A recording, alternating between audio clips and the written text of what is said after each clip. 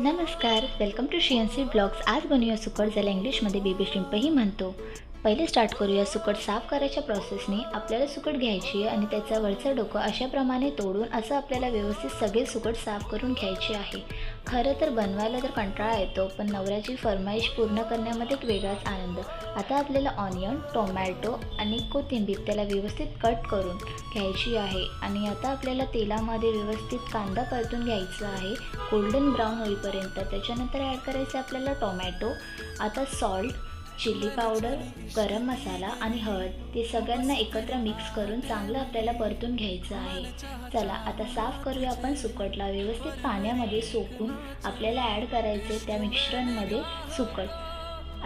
सुकटला व्यवस्थित त्या मिश्रणमध्ये आपल्याला परतून घ्यायचं आहे. घरी होते छोटे छोटे जवळे, तर मी त्याला चांगलं रोस्ट करून घेतला आणि त्याच्यानंतर त्या सुकटच्या मिश्रणमध्ये ॲड करून टाकलं आणि त्यालाही व्यवस्थित मी त्याच्यामध्ये परतून घेतला.